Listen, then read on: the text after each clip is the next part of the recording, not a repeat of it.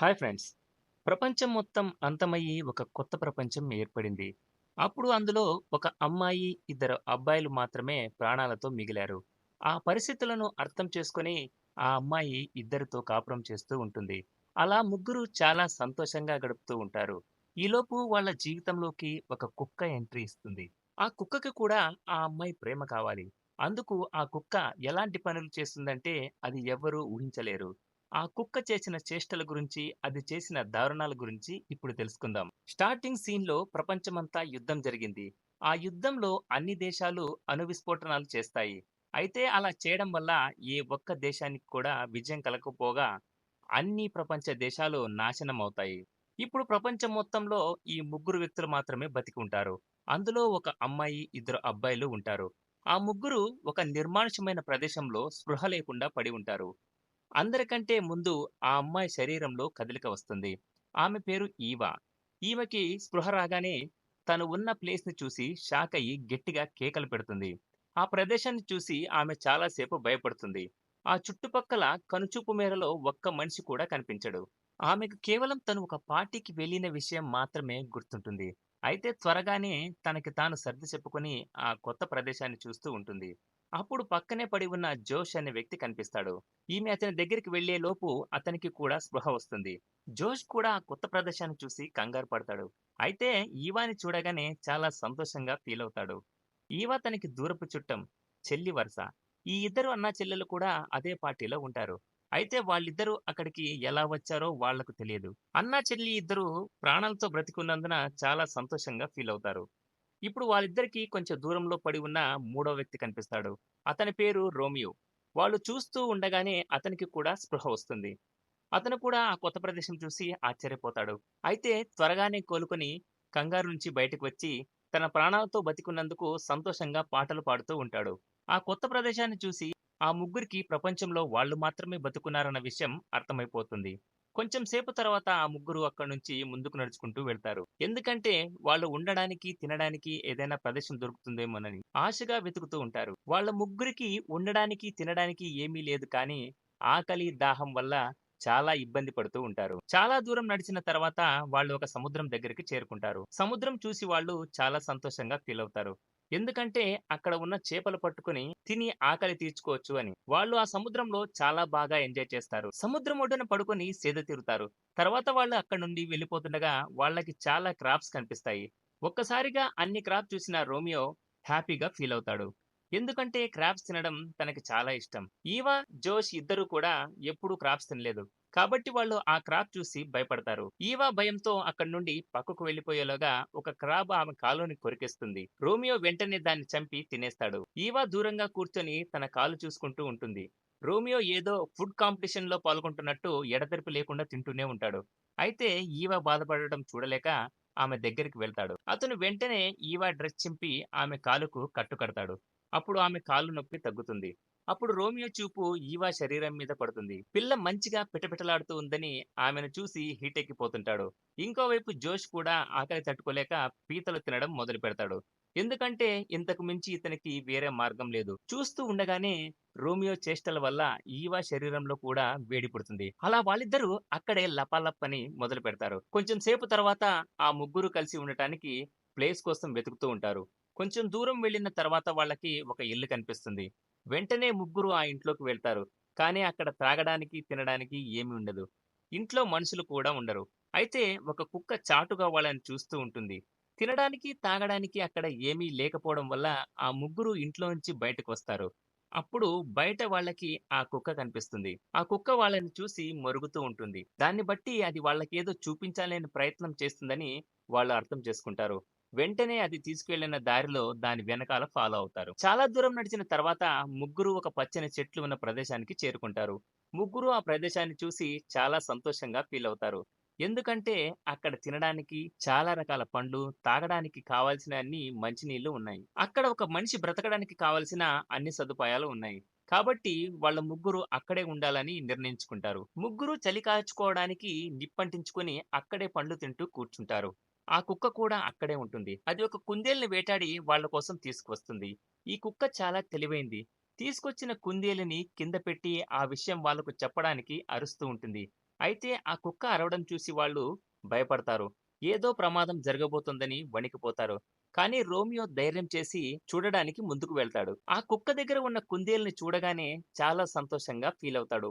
మిగతా వాళ్లకు కూడా ఈ విషయం చెప్పి కుక్క మన కోసం కుందేలు తీసుకువచ్చిందని చెప్పి వాళ్ళ మీదకి విసిరేస్తాడు. కుక్క వాళ్ళ కోసం అంత కష్టపడుతూ ఉండటం చూసి వాళ్ళ ముగ్గురు చాలా సంతోషంగా ఫీల్ అవుతారు. ఆ కుక్క కూడా ఉడికించిన మాంసం తినాలని అనుకుంటుంది. అందుకే అది కుందేల్ని పట్టి తీసుకొచ్చింది.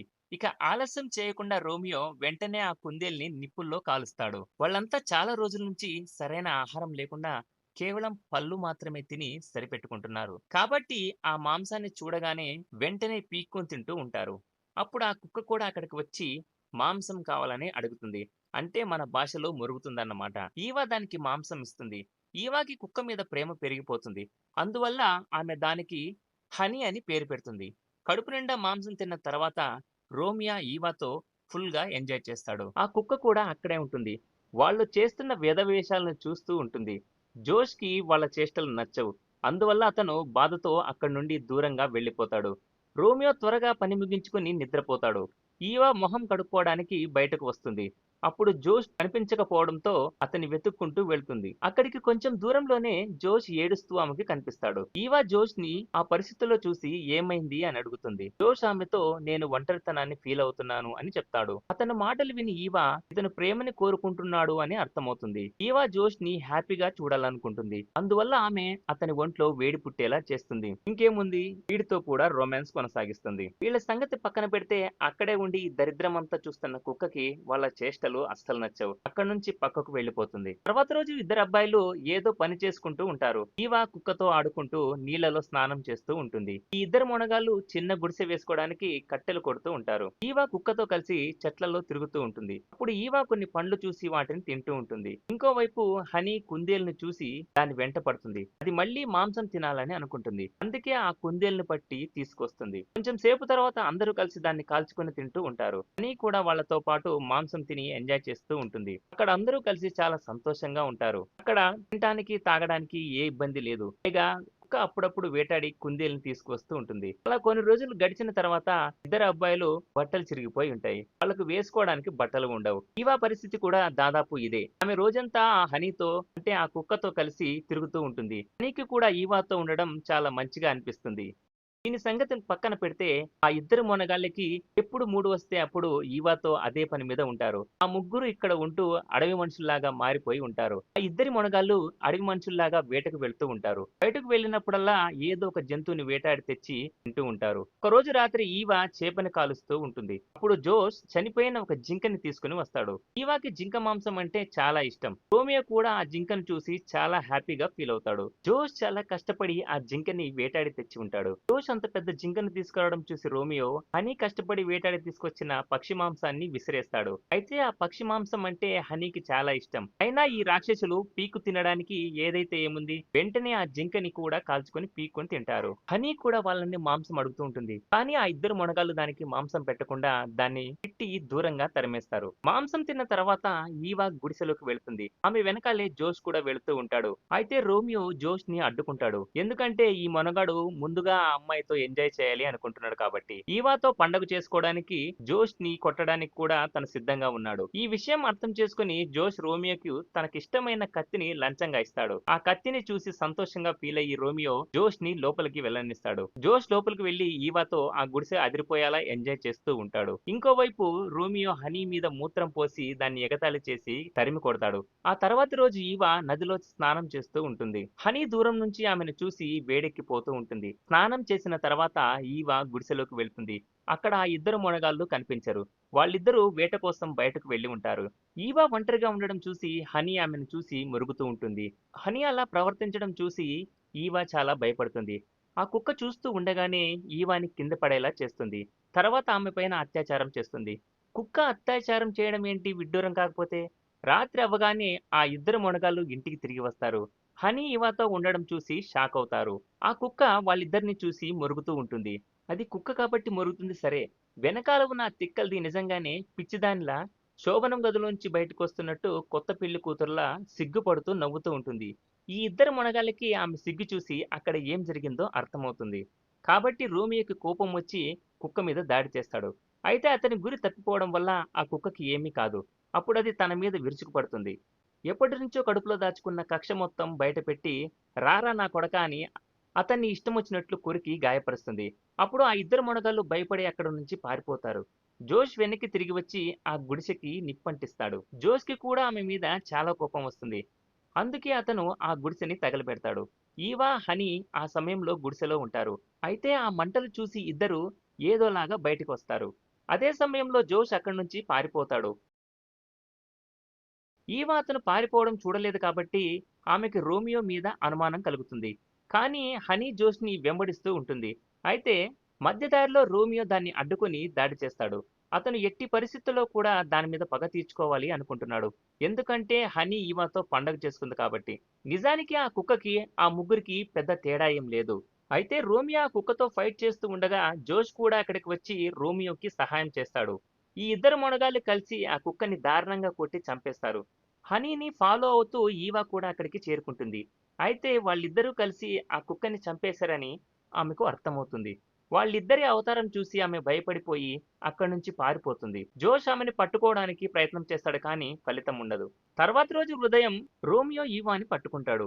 ఈవాని బలాత్కారం చేయబోతూ ఉండగా జోష్ వచ్చి అతన్ని పక్కకు లాగేస్తాడు. జోష్ కూడా తక్కువవాడేం కాదు. తను ఒక్కడే ఆమెని అనుభవించాలి అనుకుంటున్నాడు. అయితే రోమియో ఈవా మీద తనకి మాత్రమే హక్కు ఉంది అన్నట్లు ప్రవర్తించడం వల్ల ఇద్దరూ గొడవ పడతారు. ఆ గొడవలో జోష్ రోమియోని చంపేస్తాడు. ఇక ఈవా, జోష్‌లు మాత్రమే ప్రాణాలతో మిగులుతారు. వాళ్ళిద్దరు కలిసి జీవితాన్ని గడుపుతూ ఉంటారు. ఈ సీన్ తోనే స్టోరీ ఎండ్ అవుతుంది. ఇది ఫ్రెండ్స్ ఇవాల్టి స్టోరీ. ఇలాంటి ఇంట్రెస్టింగ్ స్టోరీస్ కోసం మన ఛానల్ ని సబ్స్క్రైబ్ చేయండి. Thanks for watching.